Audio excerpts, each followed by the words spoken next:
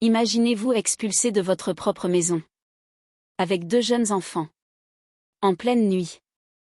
Simplement parce que vous avez vu quelque chose que personne ne devrait remettre en question. Elena Moral n'aurait jamais imaginé que la perte de son mari ne serait que le début de son calvaire. Ce qui s'est passé ce matin de décembre dans les montagnes colombiennes allait bouleverser à jamais 5 vies et même un prêtre serait resté sans voix devant ce qu'il a vu. Avez-vous déjà eu l'impression d'être jugé par votre propre famille?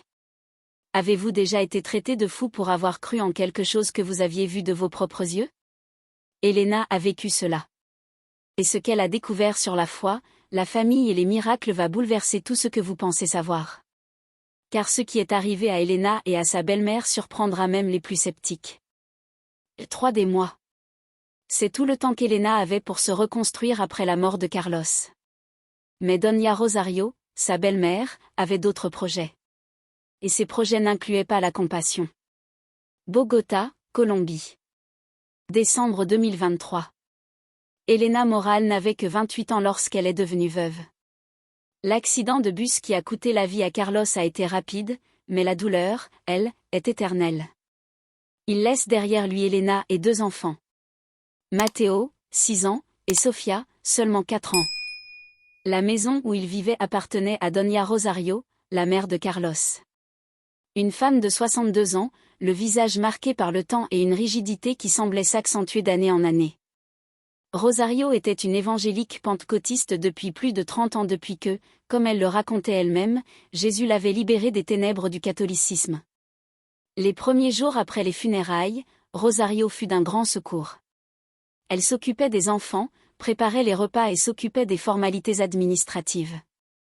Mais Elena commença à remarquer les regards insistants, les soupirs et les phrases interrompues. Ces images sur le mur? Murmura Rosario en désignant une petite image de Notre-Dame de Guadalupe que Carlos avait reçue en cadeau de sa propre mère des années auparavant. Ce n'est qu'un souvenir, Donna Rosario, répondit Elena, trop fatiguée pour discuter. Un rappel de l'idolâtrie, rétorqua Rosario, les yeux plissés derrière ses épaisses lunettes. Elena avait été élevée dans la religion catholique, comme la plupart des familles de sa région.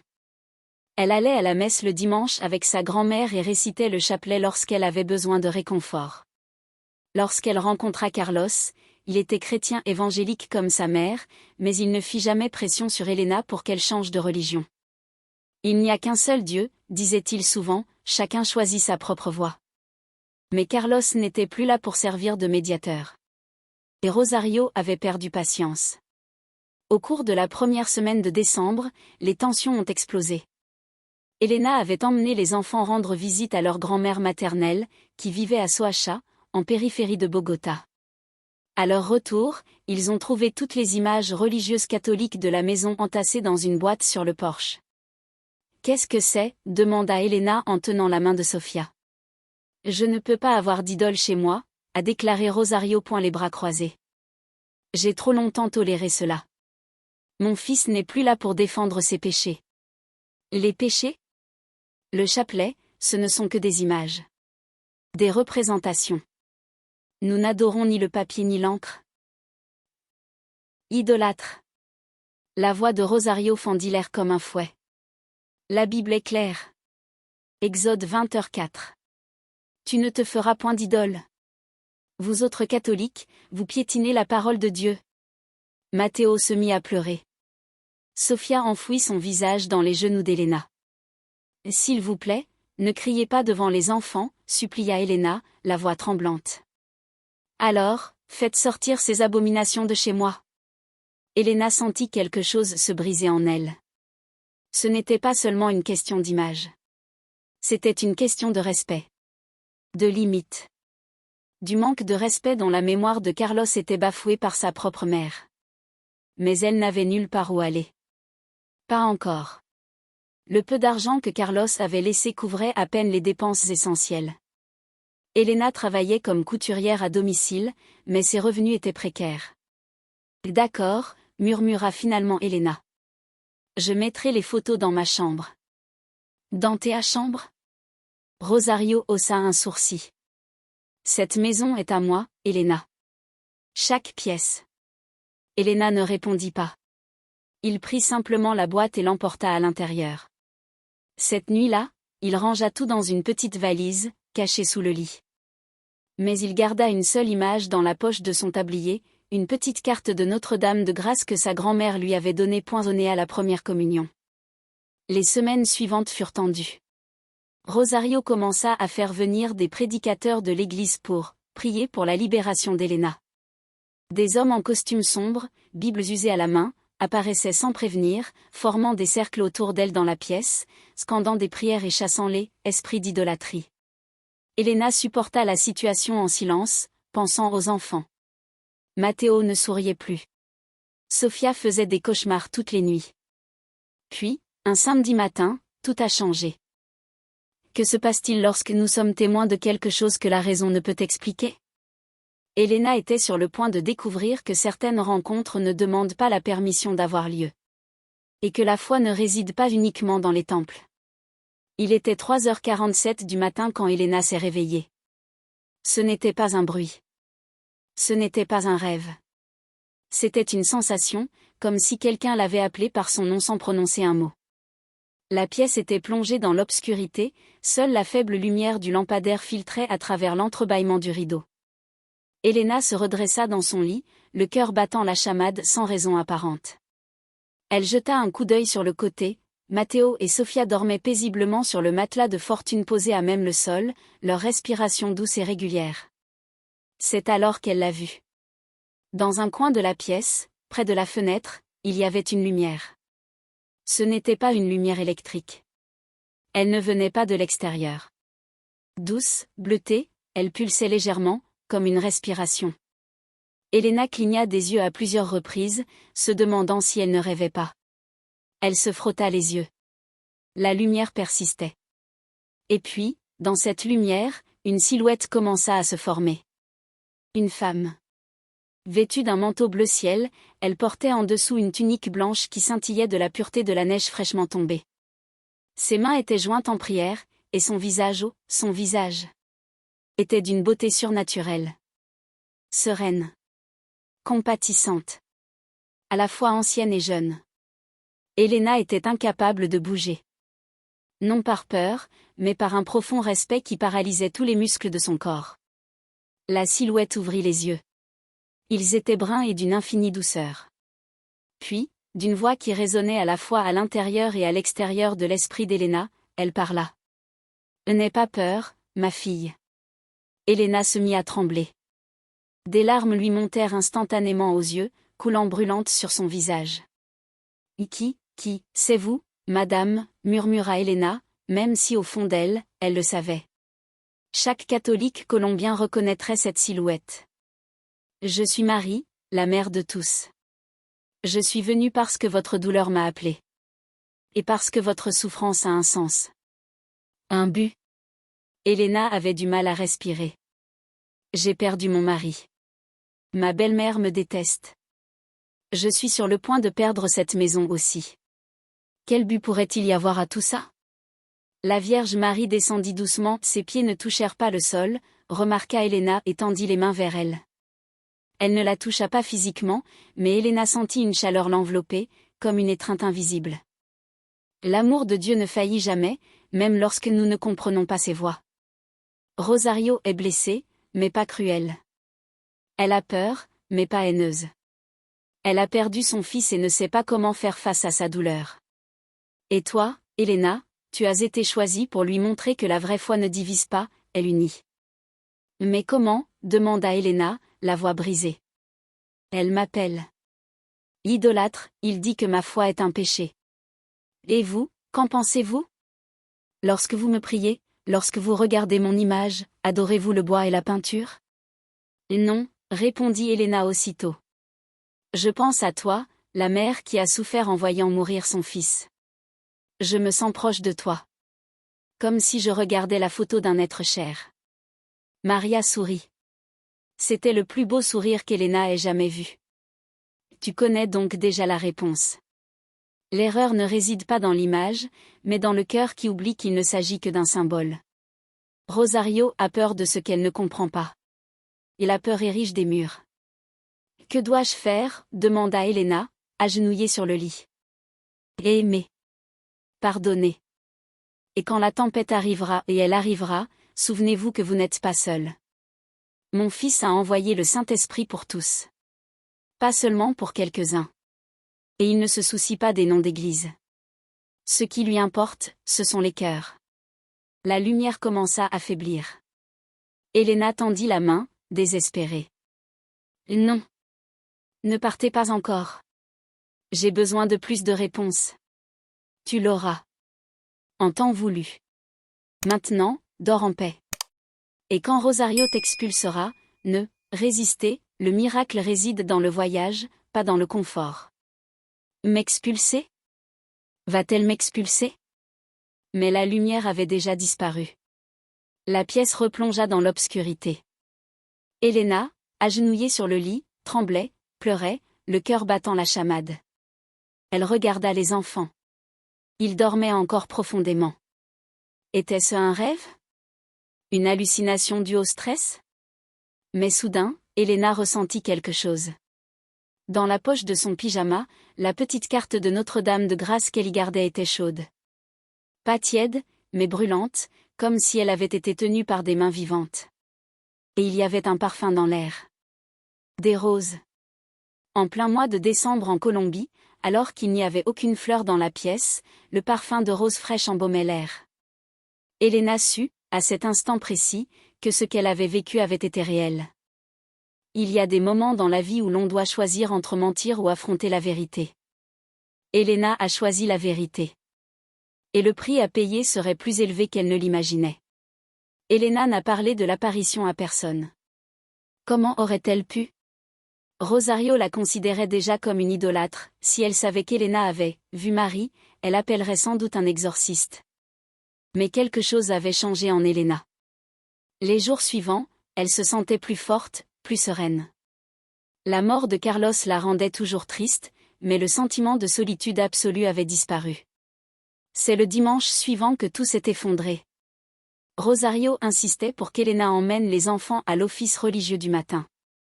L'atmosphère était toujours tendue, Helena y allait par respect et pour éviter les conflits, mais elle ne participait pas activement. Elle restait assise au fond, en silence, tandis que Matteo et Sofia chantaient des chansons pour enfants.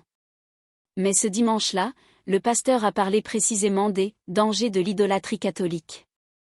Il gesticulait violemment, la Bible levée au-dessus de sa tête, criant à propos de la prostituée de Babylone et des adorateurs d'idoles. Helena ressentait chaque mot comme un coup de poignard. Elle regarda autour d'elle. Certains fidèles la fixaient. Rosario, au premier rang, approuvait d'un signe de tête. À leur retour à la maison, Rosario a convoqué Helena pour une discussion sérieuse dans la cuisine. « Tu dois te décider », dit Rosario d'un ton ferme. « Soit vous abandonnez, soit vous acceptez la religion catholique et vous acceptez véritablement Jésus en vous faisant baptiser dans notre église, soit vous ne pouvez plus vivre sous mon toit. » Helena se figea. « Rosario, j'accepte Jésus. Je l'ai toujours accepté. Ce n'est pas parce que je ne suis pas d'accord avec toi au sujet des images que... » Oui, c'est ça qui veut dire. Rosario frappa la table du poing. Ça veut dire que tu sers de maître. Et mon fils, mon fils, est mort parce qu'il a épousé une idolâtre qui a jeté un sort sur cette maison. Comment peux-tu dire ça? La voix d'Helena s'éleva. Carlos est mort dans un accident. Ça n'a rien à voir avec la religion. Tout est question d'obéissance à Dieu. Les yeux de Rosario étaient maintenant rouges. Et je ne permettrai pas que mes enfants soient élevés dans cette hérésie. Théoène, des enfants. Helena sentit quelque chose se briser en elle. Ce sont mes enfants, Rosario. Les miens. Les enfants de mon fils. Et tant qu'ils vivront dans ma maison, ils seront élevés. Nous le bon chemin. Helena prit une profonde inspiration. Elle se souvint des paroles de la Vierge Marie, quand Rosario je vais te mettre à la porte, non point résister, le miracle réside dans le voyage. Alors je pense que nous devrions partir, dit Helena, sa voix étonnamment calme à présent. Rosario cligna des yeux, surprise. Elle s'y attendait manifestement point. Helena suppliait, s'y soumettre. Quoi? Je quitte ta maison. Aujourd'hui. Je ne partirai pas, nier, ma foi. Et je n'élèverai pas mes enfants dans un environnement d'intolérance. L'intolérance? Rosario rit amèrement. Où vas-tu vivre? Tu n'as pas d'argent. Tu n'as personne. J'ai Dieu. Et il pourvoira à mes besoins. Elena se retourna et quitta la cuisine. Ses mains tremblaient, mais son cœur était étrangement en paix. Il lui a fallu moins d'une heure pour rassembler ses quelques affaires, 2 vieilles valises, des sacs en plastique, des vêtements, des papiers, les jouets enfants. Et caché au fond d'un sac, la boîte contenant les images religieuses. Matteo et Sofia pleuraient, sans comprendre ce qui se passait. Nous partons à l'aventure, dit Elena en essayant de sourire. Nous allons rester chez grand-mère Rosa pendant quelques jours, d'accord? Mais qu'en est-il de grand-mère Rosario? Demanda Matteo en se retournant. Elena regarda elle aussi. Rosario se tenait sur le seuil de la cuisine, les bras croisés, le visage impassible. Grand-mère Rosario a besoin d'un peu de temps seule, répondit doucement Elena. Lorsqu'ils partirent, il était déjà tard dans l'après-midi. Le ciel de Bogota était gris, annonçant la pluie. Elena portait les valises, Sofia dans un bras et Matteo tenant l'autre sac. Elles marchèrent jusqu'à l'arrêt de bus. Elena n'avait que quelques pièces en poche.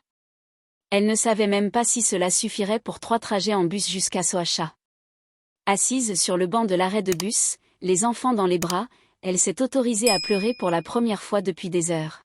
« Vierge Marie, murmura-t-elle, je sais que vous avez dit que le miracle réside dans le chemin. Mais j'ai besoin d'aide. S'il vous plaît. » C'est alors qu'une voiture s'est arrêtée devant eux. Combien de fois Dieu répond-il à nos prières de manière inattendue? Elena était sur le point de découvrir que les anges n'ont pas toujours d'ailes. Parfois, ils portent une vieille soutane et ont un cœur généreux. La voiture était simple, une vieille Renault.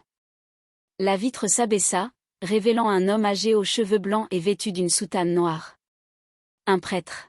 « Excusez mon intrusion, » dit doucement le prêtre, mais j'ai remarqué qu'il semblait avoir besoin d'aide. Elena essuya rapidement ses larmes. « Tout va bien, papa. »« Merci. »« Non semblé, je vais bien, » insista-t-il avec un petit sourire. « Sauf votre respect, il commence à pleuvoir. » Comme en réponse, le premier des gouttes commencèrent à tomber. « Je suis le père Miguel, de la paroisse Notre-Dame du Rosaire. »« Où allez-vous? »« Je peux vous emmener. » Elena hésita. Elle ne connaissait pas ce prêtre. Mais les enfants étaient épuisés et la pluie redoublait. À Soacha. Chez ma grand-mère.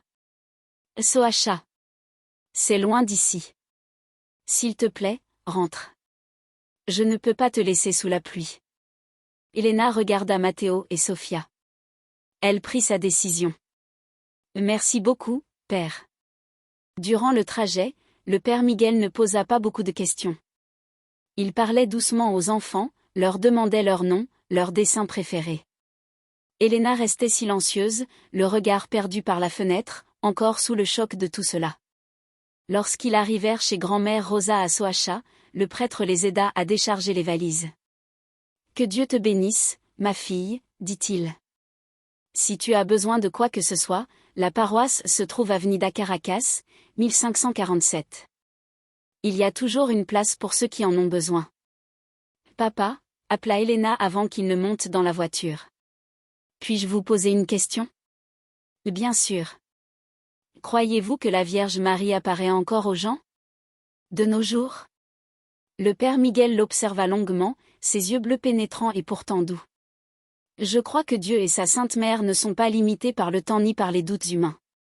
Si Marie a un message, elle trouve une solution. Pourquoi demander? Elena ouvrit la bouche, mais ne put parler. Elle secoua simplement la tête. Quand vous serez prêt à parler, vous savez où me trouver, dit le prêtre. Puis il partit. La maison de grand-mère Rosa était petite, mais pleine d'amour. Rosa avait 78 ans, souffrait d'arthrite aux mains, mais son cœur était immense. Lorsqu'elle vit Elena et les enfants trempés jusqu'aux os à la porte, elle ne posa aucune question. Elle leur ouvrit simplement les bras. « Entrez, entrez. Je vais vous préparer un chocolat chaud. » Ce soir-là, une fois les enfants endormis, Elena raconta tout à sa grand-mère. La pression de Rosario. L'expulsion. Et enfin, d'une voix tremblante, l'apparition. Rosa écouta tout en silence, ses mains ridées tenant celles d'Elena. « Je crois en toi », dit simplement Rosa quand Elena eut terminé. « Vous y croyez ? » Bien sûr. La Vierge Marie est apparue à Fatima, à Lourdes, à Guadeloupe. Pourquoi n'apparaîtrait-elle pas à Bogota ? Surtout à quelqu'un qui a autant besoin d'espoir que vous. Mais que faire maintenant, grand-mère ? Je n'ai pas de maison. Je n'ai pas assez d'argent. Rosario ne me le pardonnera probablement jamais. Faites ce que Notre-Dame a demandé. M. Pardonner et confiance. Mais comment vais-je subvenir aux besoins des enfants ? Rosa sourit. Dieu a déjà fait le premier pas. Ce prêtre qui t'a prise en stop ? Ce n'était pas un hasard, ma petite fille. C'était la providence. Si cette histoire vous touche, n'hésitez pas à laisser un commentaire pour nous dire ce que vous en pensez. Abonnez-vous à la chaîne pour ne manquer aucun autre témoignage de foi et de transformation. Chaque j'aime et chaque partage permettent à ce message d'atteindre ceux qui en ont besoin. Continuons, car le miracle d'Elena ne fait que commencer. Dieu ne déplace pas les montagnes pour nous impressionner. Parfois, il nous donne la force de les gravir. Et Elena était sur le point de découvrir que le plan divin incluait travail, foi et bien des surprises. 3 jours plus tard, Elena se rendit à la paroisse Notre-Dame du Rosaire. Elle avait besoin de réponses. Elle avait besoin d'être guidée. Le père Miguel l'a reçue dans son bureau simple, aux étagères remplies de livres et avec un crucifix en bois au mur. « Je savais que vous veniez », dit-il en désignant une chaise. Elena s'assit, pour la 2e fois en 1 semaine, raconta l'apparition. Chaque détail. La lumière bleutée. Les paroles de Marie. Le parfum des roses. La carte chaude. Le père Miguel écouta sans l'interrompre. Quand Elena eut fini, il resta longtemps silencieux. « Me croyez-vous, père ? Demanda Elena d'une petite voix. Je crois qu'il a vécu une expérience spirituelle profonde, a-t-il déclaré avec prudence. Seul le temps et les fruits de cette expérience nous diront s'il s'agissait d'une authentique apparition de la Vierge Marie. L'Église est prudente en la matière, et à juste titre. Mais je sais aussi que les voies du Seigneur sont impénétrables. Maria a dit que j'avais été choisie pour montrer à Rosario que la foi ne divise pas, mais unit. Comment puis-je y parvenir si elle ne veut même pas me voir ? Peut-être pas tout de suite. C'est peut-être un processus. Mais en attendant, il faut bien survivre. As-tu un emploi ? Je couds. Je fais des réparations, de la broderie. Mais maintenant, sans machine à coudre, sans place. Le père Miguel réfléchit un instant. La paroisse a un programme de soutien aux veuves. Nous pouvons vous prêter une machine à coudre. Il y a aussi un groupe de dames qui fabriquent des objets artisanaux pour les vendre lors des kermesses paroissiales. Vous pourriez vous joindre à elles. Même si j'ai, enfin, causé des problèmes aux évangéliques. Le prêtre sourit. Elena, l'Église catholique a 2000 ans. Elle a tout vu. Et Marie est la mère de tous les chrétiens, comme elle, il ou pas. Nous sommes tous frères et sœurs en Christ. Dans les mois qui suivirent, Elena reconstruisit sa vie. Lentement, difficilement, mais avec détermination. Le groupe de couturières de la paroisse l'accueillit chaleureusement. Elle confectionnait des serviettes brodées, des vêtements pour bébés et des objets décoratifs qu'elle vendait sur les marchés. Matteo et Sofia se sont bien adaptés. L'école était tout près. Et grand-mère malgré ses limitations, Rosa s'en est occupée avec dévouement. Mais Elena n'arrivait pas à se sortir Rosario de la tête. Elle a essayé de l'appeler plusieurs fois, mais sa belle-mère n'a jamais répondu. Elle a envoyé des messages. Silence. Un jour, le père Miguel l'a appelée pour lui parler. « Elena, il faut que je te dise quelque chose. Rosario est malade. » Le cœur d'Elena s'emballa. « Quoi ? » J'ai appris la nouvelle par une paroissienne qui connaît quelqu'un de son église. Rosario est tombée chez elle et s'est cogné la tête. Elle est à l'hôpital San Juan de Dios. Apparemment, elle est seule. Les frères et sœurs de l'église lui rendent visite, mais Elena n'a pas attendu d'en savoir plus. Elle a pris Matteo et Sofia et s'est rendue directement à l'hôpital. Le pardon est facile à prêcher, mais difficile à mettre en pratique. Surtout lorsque la personne qui nous a blessés est vulnérable. Elena était sur le point d'affronter la plus grande épreuve de sa foi. Rosario se trouvait dans le service de médecine générale de l'hôpital, dans un lit aux draps blancs usés. Son visage était pâle, un bandage sur le front. Elle paraissait plus petite, plus fragile que dans les souvenirs d'Elena. Quand elle vit Elena entrer, Rosario détourna le visage. « Je suis venue seule, parce que le pasteur, Ramon m'a dit qu'il était là », murmura Rosario. Il n'avait pas besoin de venir. Bien sûr qu'elle devait le faire, dit doucement Elena en s'asseyant sur la chaise à côté du lit. C'est la grand-mère de mes enfants. Et elle était importante pour Carlos. Carlos. Les yeux de Rosario se remplirent de larmes. Mon garçon. Je sais. Il me manque aussi tous les jours. Rosario resta longtemps silencieuse. Lorsqu'elle reprit la parole, sa voix était brisée. J'ai été cruelle envers toi. Je le sais. J'étais juste, tellement en colère. De Dieu de votre part, pour avoir pris mon fils. De votre part, pour être encore en vie. Des catholiques, pour. Pourquoi, demanda doucement Elena. Rosario ferma les yeux. Parce que quand j'étais jeune, très jeune, je suis allée dans une église catholique demander de l'aide. J'avais son tété, maltraité, j'avais besoin de soutien. Et le prêtre de cette église m'a dit que c'était de ma faute. Que j'avais tenté cet homme. J'avais 15 ans, Elena. 15 ans. Elena sentit son cœur se serrer. Rosario, je suis vraiment désolée. Tellement désolée.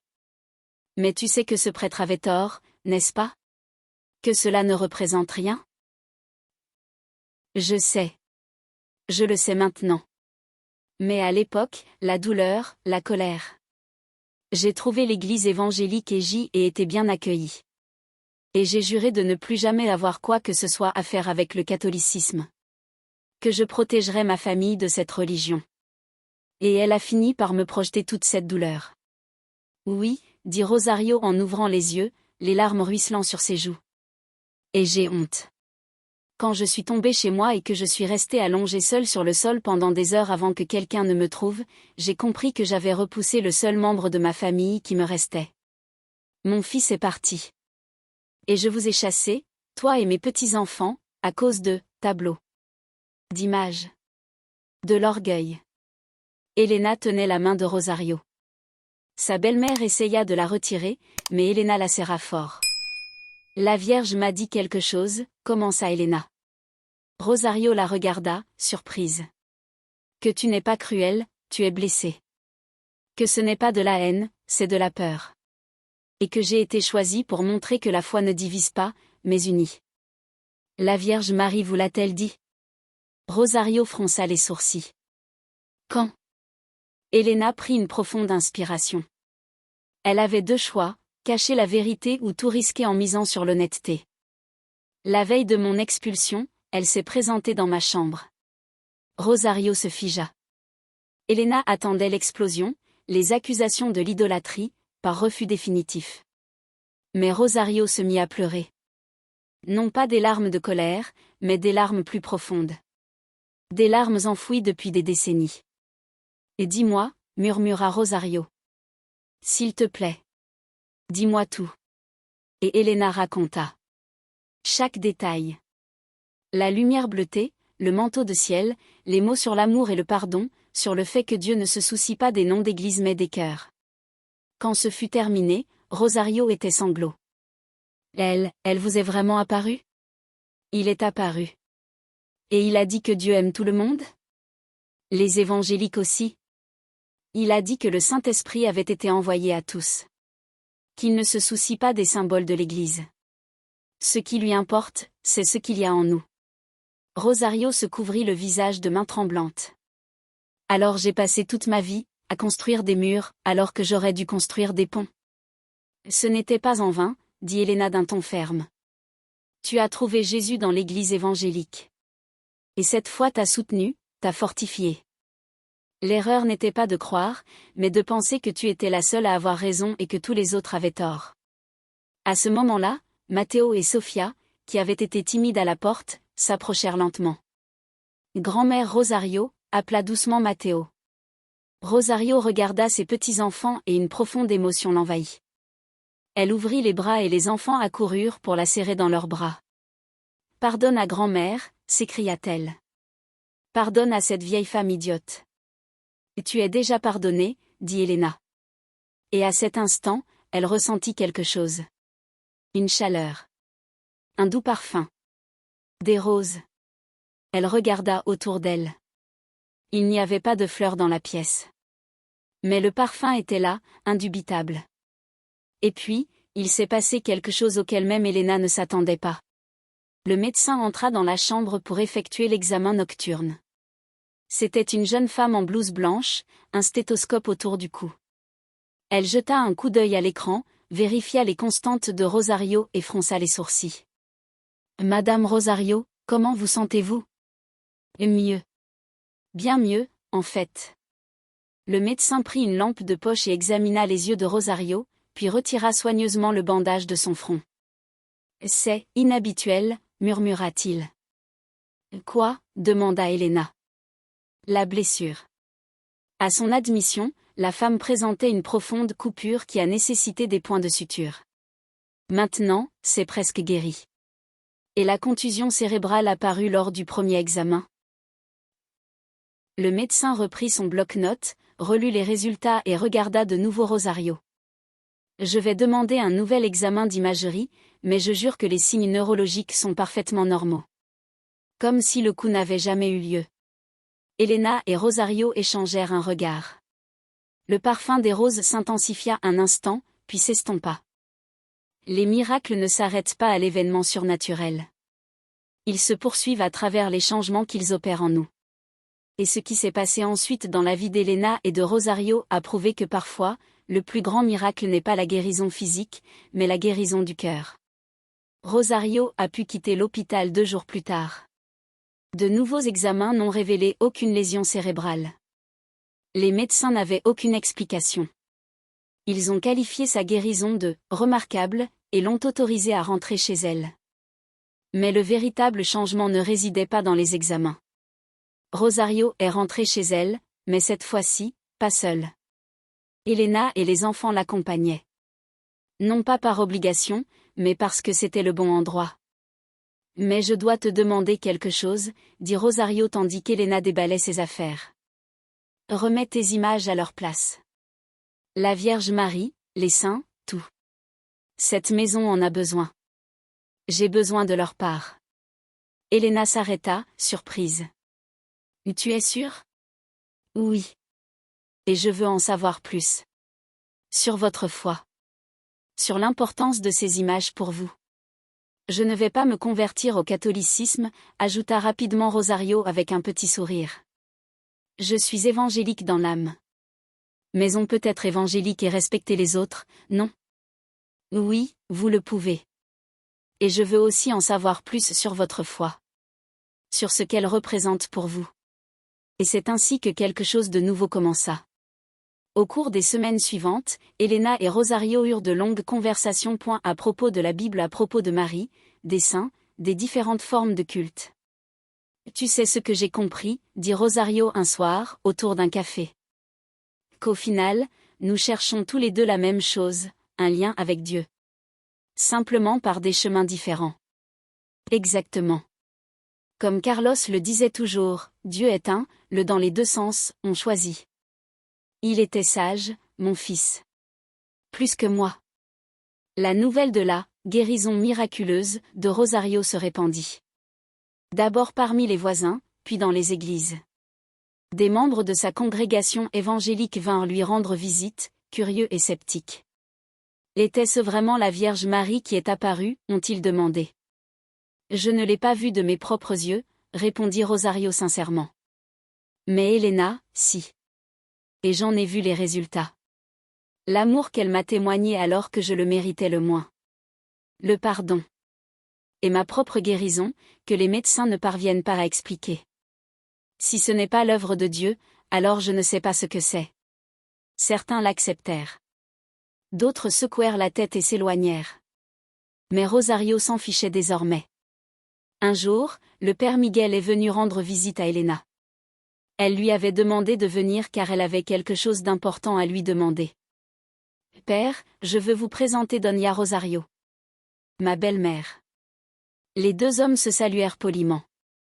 Le père Miguel s'assit dans la pièce et accepta le café que lui offrait Rosario. « Elena m'a tout raconté, a-t-il dit. Et son rétablissement. C'était un miracle, a simplement déclaré Rosario. Je n'ai pas d'autre explication. Et comment cela vous a-t-il changé? Rosario réfléchit un instant. J'ai appris que Dieu est plus grand que nos querelles.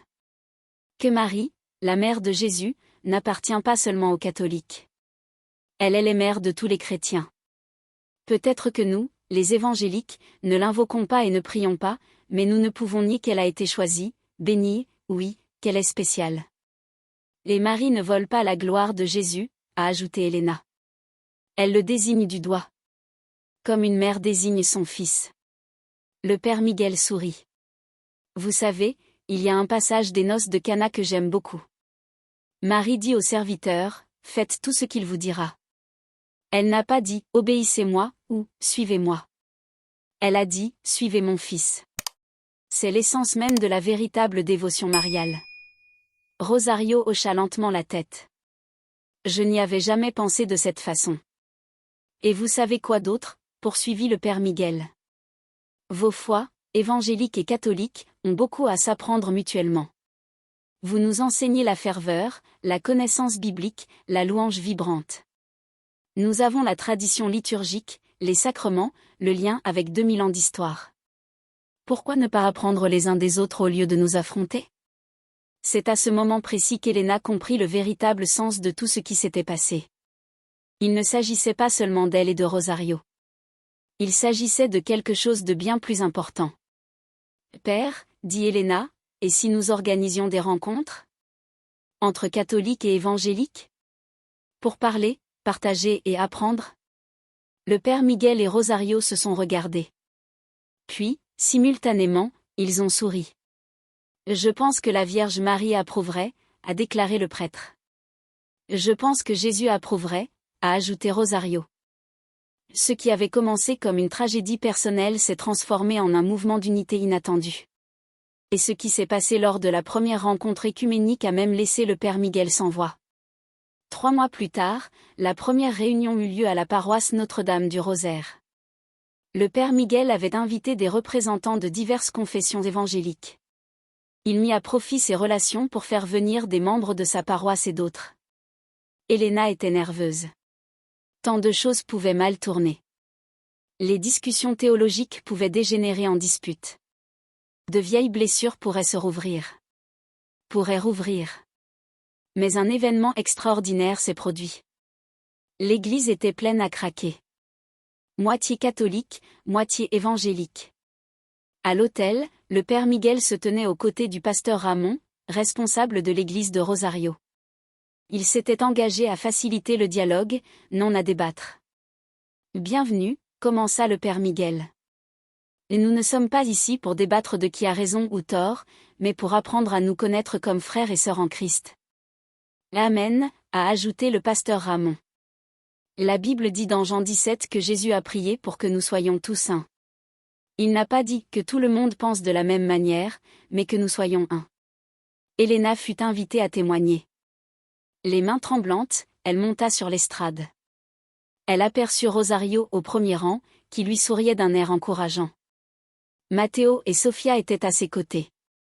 Grand-mère Rosa, plus loin, s'essuyait les yeux. Puis Elena raconta son histoire. Toute l'histoire. La mort de Carlos. Les pressions religieuses. L'expulsion. L'apparition de Marie. Le pardon. Le miracle du rosaire. Quand ce fut terminé, le silence était absolu dans l'église.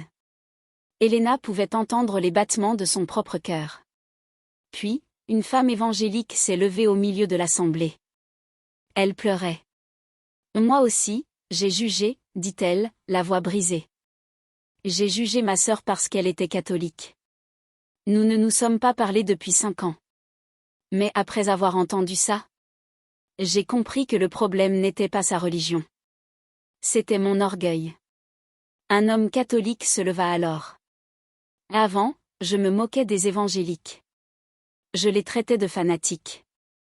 Mais un pasteur évangélique m'a aidé quand j'ai perdu mon emploi, alors qu'aucun catholique ne m'a tendu la main. Dieu agit à travers chacun de nous. D'autres se sont levés. Ils ont partagé leurs histoires, demandé pardon et proposé la réconciliation. Et puis, il s'est passé quelque chose que personne n'avait prévu.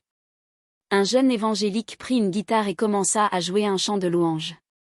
Un catholique se joignit à lui avec une autre guitare. Les voix des deux camps s'élevèrent et entonnèrent des chants.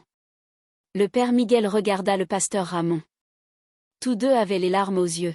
« Je n'ai jamais rien vu de pareil », murmura le père Miguel. « Moi non plus », répondit le pasteur Ramon. « C'est le Saint-Esprit. » La musique emplissait l'église. Catholiques et évangéliques, côte à côte, adoraient le même Dieu.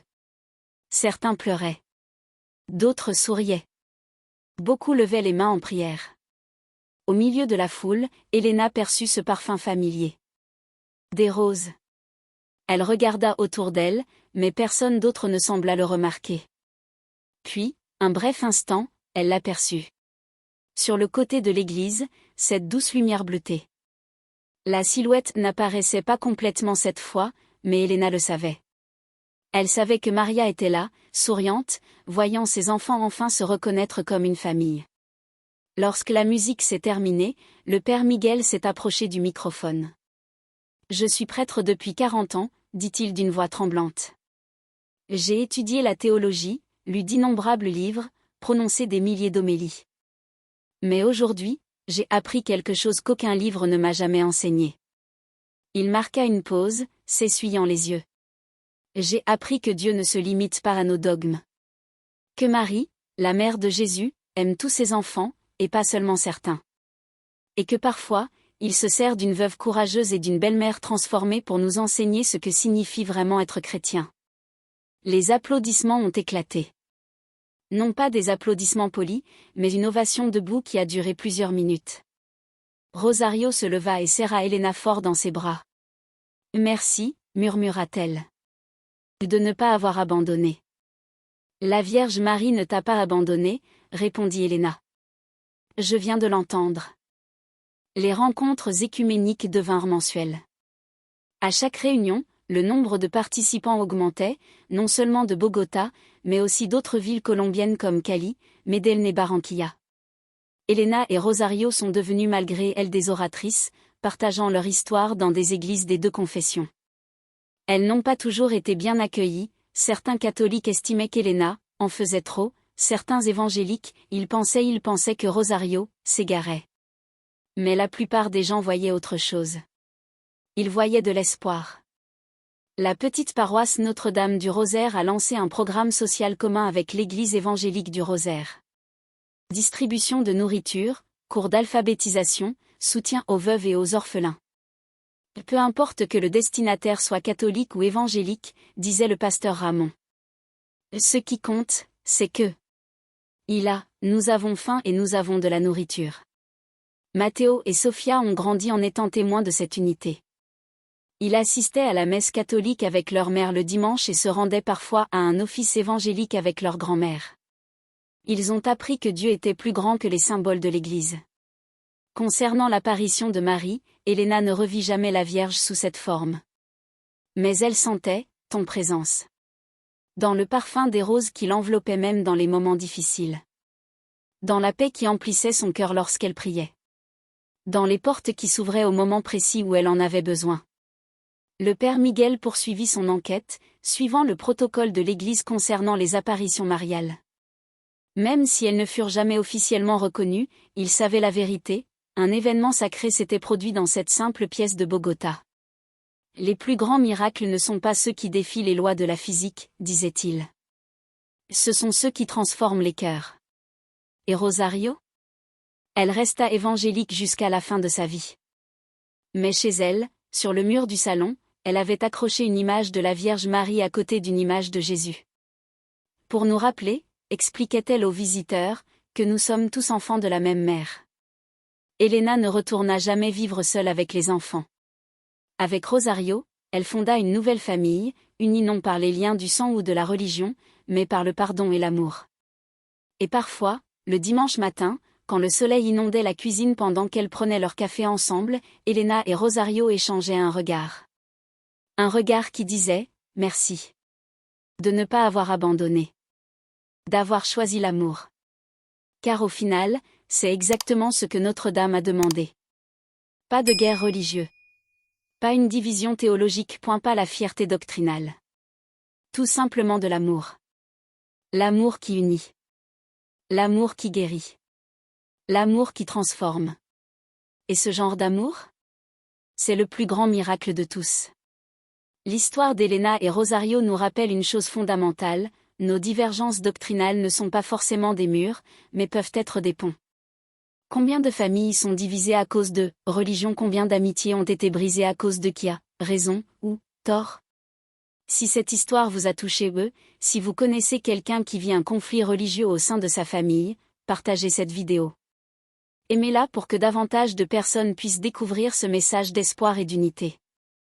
Et dans les commentaires, dites-nous, avez-vous déjà vécu une situation similaire? Comment avez-vous traversé cette épreuve? Abonnez-vous à la chaîne et activez les notifications pour ne manquer aucun témoignage de foi, de transformation et de miracle. Chaque visionnage, chaque partage porte ce message d'amour et de réconciliation à ceux qui en ont besoin. Et souvenez-vous, Dieu ne se limite pas aux confessions. L'Esprit Saint agit où il veut. Et l'amour de Marie, la mère de tous, embrasse chaque enfant, quelle que soit son appartenance religieuse. Que la paix du Christ soit avec vous tous. À la prochaine vidéo.